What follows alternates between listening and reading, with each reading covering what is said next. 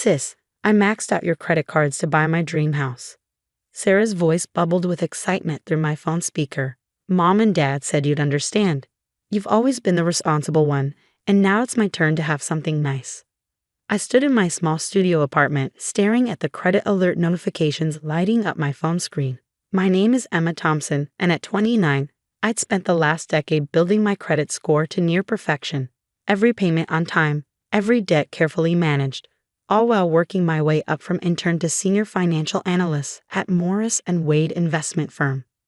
Congratulations, I replied, my voice steady despite the trembling in my hands. When's the housewarming party? This Saturday. You'll come, right? I mean, you kind of have to. You basically bought it. Sarah laughed, that same carefree laugh she'd had since childhood, the one that always seemed to excuse her actions in our parents' eyes. After hanging up, I sat down at my small kitchen table, opened my laptop, and began assessing the damage. Sarah had somehow gained access to all 3 of my credit cards, maxing them out to their collective limit of $45,000. The charges were all from the same day. A massive down payment on a house in the suburbs, the kind of place I'd been carefully saving for while living in my cramped studio. My phone buzzed again. This time, it was my mother. Emma, honey, don't be upset with Sarah. She really needed this. You know how hard it's been for her since she quit her job to focus on her influencer career. This house will be perfect for her content. I closed my eyes, remembering all the times my parents had justified Sarah's behavior. When she borrowed my college fund for her failed boutique venture, when she took my car and totaled it, leading to my insurance being canceled. Each time, the refrain was the same. Be understanding, Emma. Sarah's following her dreams. You're the stable one. You can handle it. But this time was different. This time, I had proof and a plan. What Sarah didn't know was that 6 months ago, after she tried to take out a loan in my name, I'd installed security cameras in my apartment. I had footage of her breaking in, rummaging through my desk, and finding my credit card information. I also had emails from my parents warning me that Sarah might need to borrow some money and urging me not to make things difficult. More importantly, I had something else: leverage. My position at Morris & Wade wasn't just about analyzing investments. I'd spent years building relationships with real estate developers, understanding market trends, and quietly laying the groundwork for my own investments. The house Sarah had just bought using my credit. It was part of a development project I'd been consulting on. The real estate agent was my colleague's wife. The property manager was my former college roommate. As I scrolled through my phone, another message popped up, this time from Sarah's Instagram. Dreams do come true. Can't wait to show everyone my new home at Saturday's housewarming party. #bliss, #new chapter, #dreamhouse. I smiled, screenshotted the post, and added it to my growing file of evidence. Then I made 3 calls, one to my lawyer, one to the real estate agent, and one to accept the invitation to Sarah's housewarming party. The next few days passed in a blur of preparation. Sarah's social media was filled with photos of her shopping for furniture, picking out curtains, and posting inspirational quotes about claiming what you deserve. My parents called several times, alternating between guilt trips and attempts at rationalization. Emma, you need to sign these papers for Sarah's mortgage, my father insisted during one call. It's just a formality. You know she's good for it. Of course, Dad, I replied. I'll bring everything to the housewarming party. We can take care of it all then. The day of the party arrived bright and sunny. I parked my modest car among the luxury vehicles lining the suburban street, watching Sarah flit from guest to guest in a designer dress that probably cost more than my monthly rent. Our parents stood proudly by her side, beaming as she showed off the granite countertops and custom cabinetry. Emma, Sarah squealed when she saw me, rushing over for a hug as though she hadn't just committed credit card fraud. Isn't it amazing? I can totally pay you back once my lifestyle blog takes off. Mom and Dad said you're fine waiting, right? I hugged her back, feeling the expensive fabric of her dress. Actually, I have something for you. A housewarming gift, you could say. Sarah's eyes lit up. She'd always loved gifts, especially when they came at someone else's expense. Really? You didn't have to. I mean, you already helped with the house. She giggled, gesturing at my maxed-out credit cards. Oh, but I insist, I said, reaching into my bag. In fact, Why don't we gather everyone around? Mom, Dad, could you join us? I think the whole family should be here for this. My parents exchanged nervous glances but made their way over. They knew that tone in my voice. It was the same one I'd used when I discovered Sarah had stolen my college fund. The one that meant I wasn't going to quietly clean up her mess this time. As a small crowd gathered, drawn by Sarah's excited squeals about a surprise gift, I pulled out a thick manila envelope. Sarah, you always say family helps family, right? That we should share our blessings.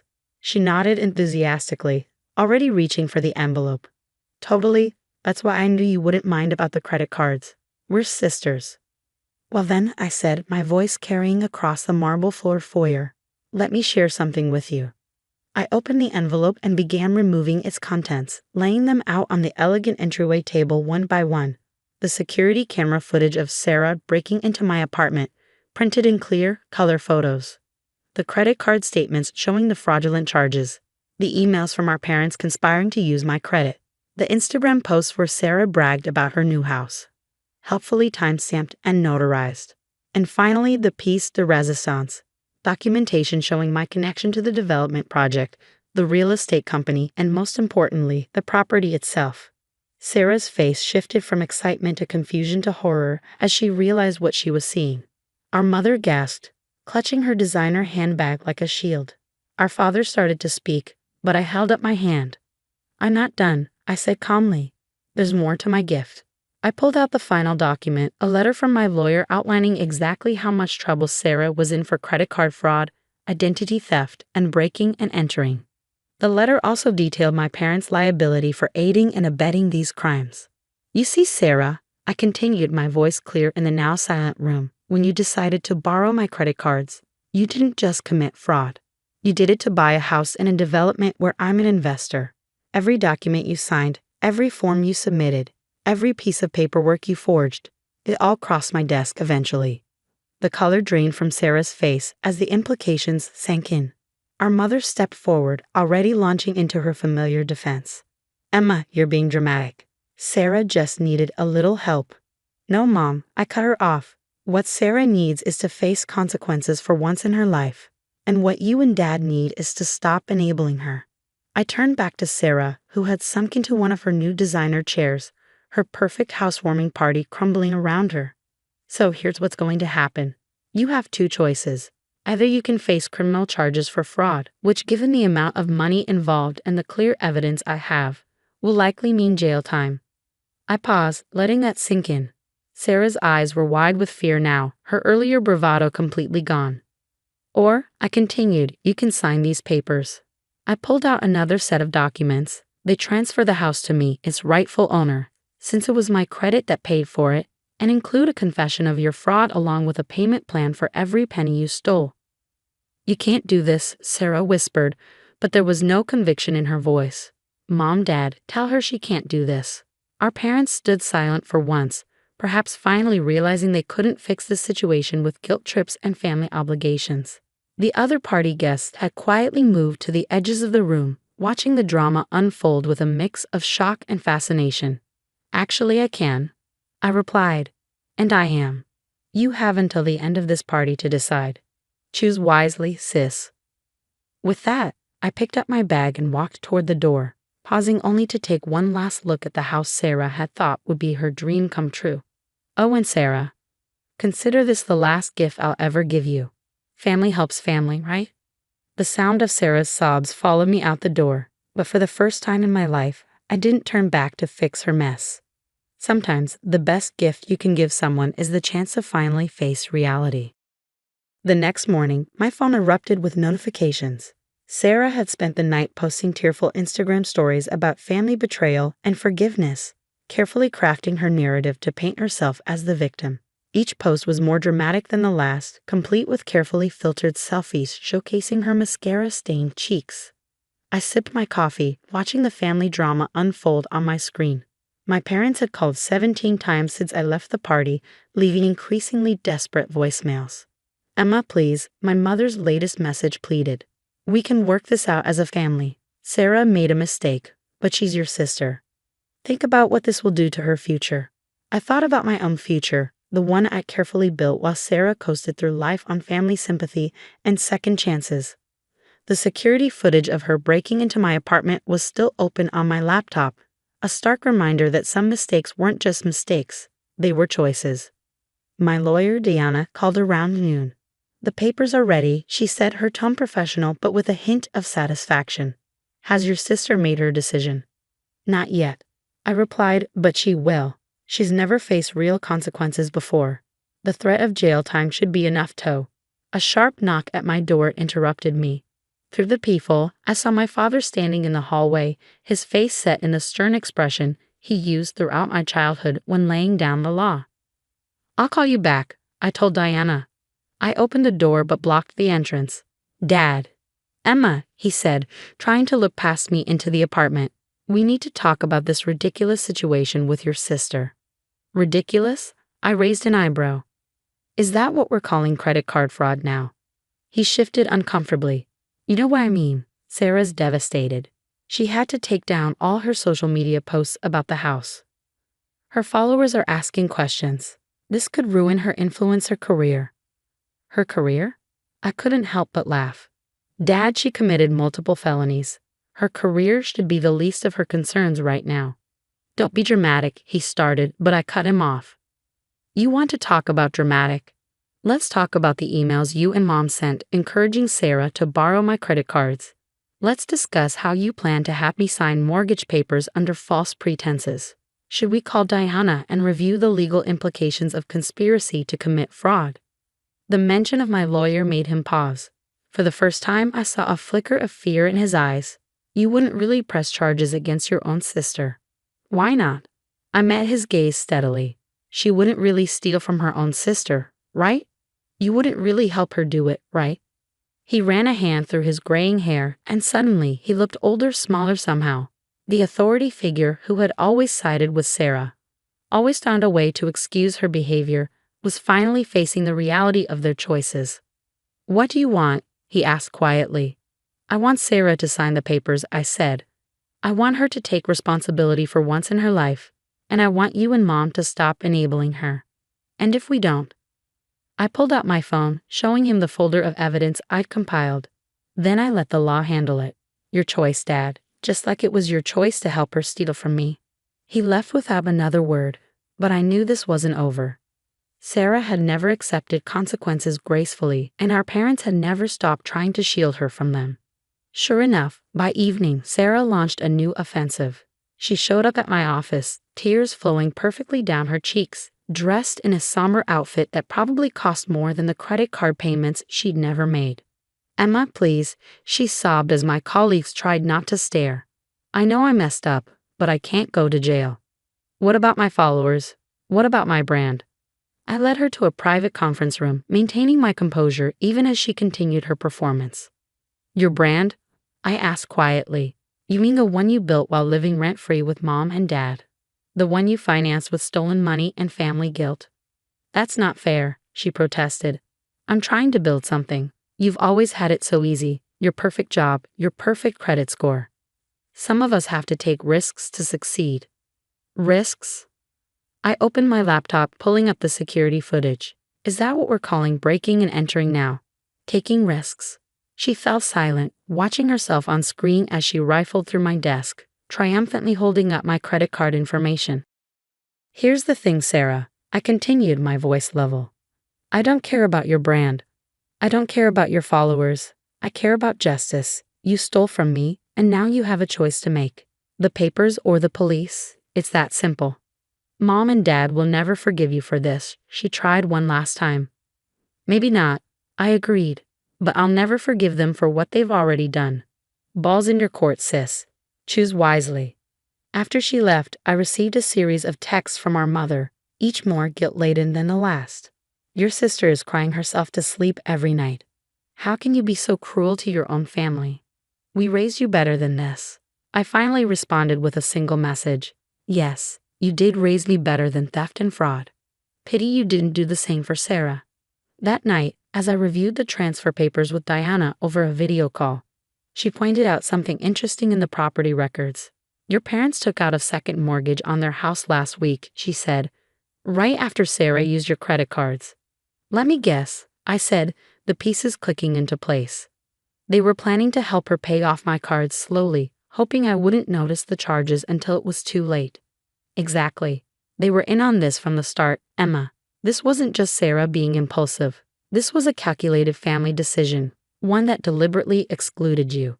I thought about all the family dinners I'd missed because I was working late, all the vacations I'd skipped to build my savings, all the times I'd heard Emma will understand when Sarah needed something at my expense. Send me everything you have, I told Diana. Every email, every document, every record. It's time my family learned that understanding doesn't mean accepting abuse. As I ended the call, my phone lit up with a message from Sarah. No tears this time, no manipulation. Just 2 words that told me she'd finally understood the gravity of her situation. I'll sign. The signing was scheduled for 10 a.m. at Diana's office. I'd arrived early, watching through the floor-to-ceiling windows as dark clouds gathered over the city skyline. Appropriate weather for what was about to unfold. Sarah showed up exactly 13 minutes late, our parents flanking her like bodyguards. She had traded her usual designer outfits for a simple black dress, playing the part of the repentant sister. But I caught the familiar gleam in her eye, the one that usually meant she had an ace up her sleeve. Before we start, Sarah announced, pulling out a folder of her own, I have something to show Emma. Diana started to object, but I held up my hand. Let's see what she's got. Sarah spread several documents across the conference table with theatrical flair. Remember when you helped me start my first business, that boutique that failed? Well, I kept every paper you signed, including this. She pointed to a document bearing my signature. You agreed to be a guarantor for all my business ventures, past, present, and future. So if I go down for fraud, you're coming with me. Our mother smiled triumphantly. Our father crossed his arms, looking pleased for the first time since the housewarming party. I picked up the paper, examining my signature carefully while Sarah continued her speech about family loyalty and mutual destruction. When she finally paused for breath, I looked up at Diana and nodded. Show them, I said quietly. Diana opened her laptop, turning it to face my family. On the screen was a video from 6 years ago, security footage from my first apartment. It showed Sarah at my desk, practicing my signature over and over, getting better with each attempt. I knew about the forgery, I said, my voice steady. I've known about every document you've faked in my name, every signature you've practiced, every scheme you've planned. Why do you think I installed cameras in the first place? Sarah's smug expression cracked. You're bluffing. This isn't. October 15th, 2019, I cut her off. You broke into my apartment while I was at work, used my computer to print blank contracts, and spent 2 hours perfecting my signature. I have it all on video, just like I have footage of you stealing my credit card information last week. I turned to her parents, who had gone very still, and I have every email you sent encouraging her, every text message planning how to hide the theft, every piece of evidence showing this wasn't just Sarah acting alone. This was a family conspiracy. Why didn't you stop her? My mother whispered. If you knew all along. Because I needed to know how far you'd go, I replied. I needed to understand if there were any limits to how much you'd let her take from me. Apparently, there weren't.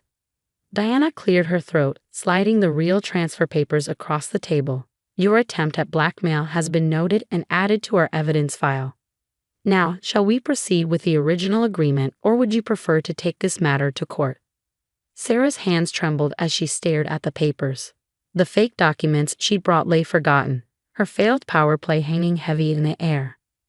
Sign them, our father said suddenly, his voice gruff. Sign them and let's end this. Dad, Sarah turned to him in shock. But you said. I said we try it your way, he cut her off. It didn't work. Sign the papers before your sister decides jail time is better than a payment plan. I watched as Sarah's world crumbled around her. The sister she'd thought she could manipulate, the parents she'd expected to fix everything, the schemes she'd always relied on, none of them were working anymore. With shaking hands, she picked up the pen. Her signature was nothing like mine, messy, uncertain, real. As Diana notarized the documents, my mother made one last attempt. Emma, please, we can still fix this as a family. Sarah will pay you back slowly. We'll all work together. No, Mom, I said firmly. We're far past that now. This isn't about money anymore. This is about consequences. What do you want from me? Sarah asked quietly, looking younger than I'd seen her in years. I want you to grow up, I replied. I want you to learn that actions have consequences, and I want you to understand that family doesn't mean being a doormat for abuse. I gathered my copies of the signed papers, nodding to Diana. The house will be listed for sale next week. The proceeds will pay off my credit cards and cover the legal fees. Whatever is left will go toward your debt. You have 5 years to pay back the rest. And if I don't? Some of Sarah's defiance had crept back into her voice. Then I take everything. The evidence goes to the police, your influencer career becomes a cautionary tale about fraud, and Mom and Dad face charges as accessories. Your choice, just like always. Only this time, I won't be around to save you from the fallout. As I walked out of Diana's office, I heard my mother start to cry and my father try to comfort Sarah. But for the first time in my life, their pain wasn't my problem to fix. The clouds had broken outside, sunlight streaming through in bright shafts. Looking up at the clearing sky, I felt lighter than I had in years. Sometimes the heaviest chains are the ones we forge ourselves, link by link, in the name of family obligation. I've finally broken free. 1 year later, I stood in front of the house that had started it all. The sold sign swayed gently in the spring breeze, a fitting end to this chapter of our family saga. The sale had exceeded expectations, clearing my credit card debt and leaving Sarah with a smaller balance to repay. My phone buzzed, a text from Sarah. I made this month's payment early, just wanted you to know. It was a small thing, but significant. Over the past year, Sarah had made every payment on time, taken a real job at a marketing firm, and slowly begun building a life based on actual work rather than manipulation. Losing the house and facing the threat of legal consequences had finally forced her to grow up. I typed back a simple "received, thank you," and slipped my phone into my pocket.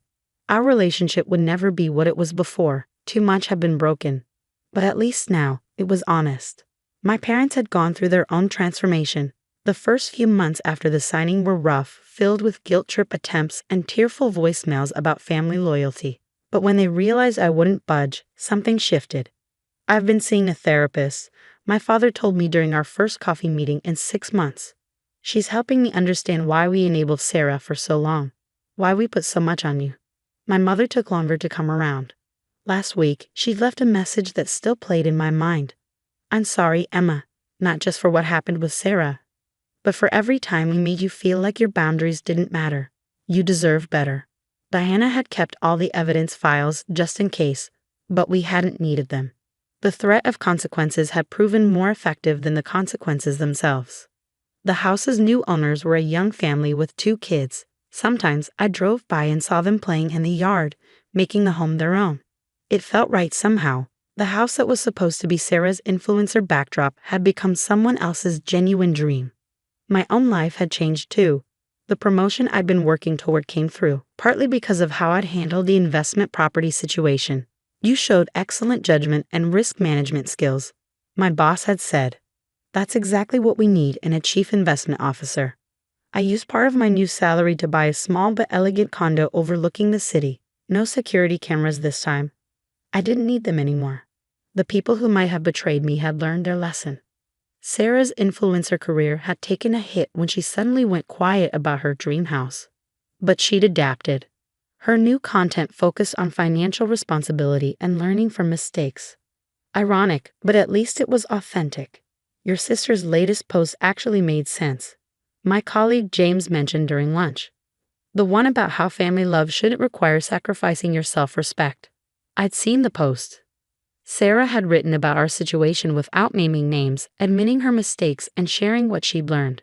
The comments were filled with similar stories of family financial abuse and the courage it took to stand up to it.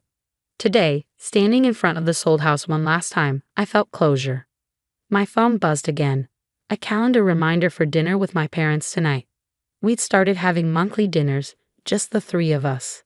No Sarah, no drama, just slowly rebuilding trust. They were different now. Their blind support of Sarah had been replaced by a more balanced understanding of family dynamics.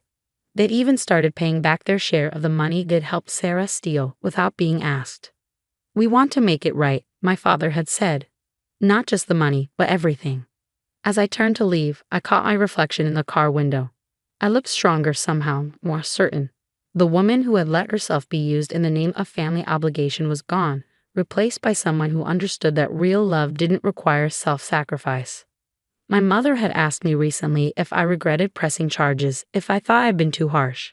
I told her the truth. Sometimes the kindest thing you can do for someone is let them face the consequences of their actions. Sarah had needed to learn that lesson. So had they. I started my car, taking one last look at the house in my rearview mirror. The sold sign caught the afternoon light, glinting like a promise kept. A year ago, this house had symbolized everything wrong with my family: the theft, the lies, the manipulation. Now it represented something different: the courage to stand up for yourself, even when it hurts. As I drove away, I smiled. Sometimes happy endings don't look like what we expect. Sometimes they look like boundaries enforced, lessons learned, and new beginnings built on honest foundations. My phone buzzed one last time. A message from Diana. Dinner next week. I'm thinking of writing a book about financial abuse in families. Your story could help others. I typed back "count me in" as I headed home. After all, the best revenge isn't just success. It's using your experience to help others find their strength, too.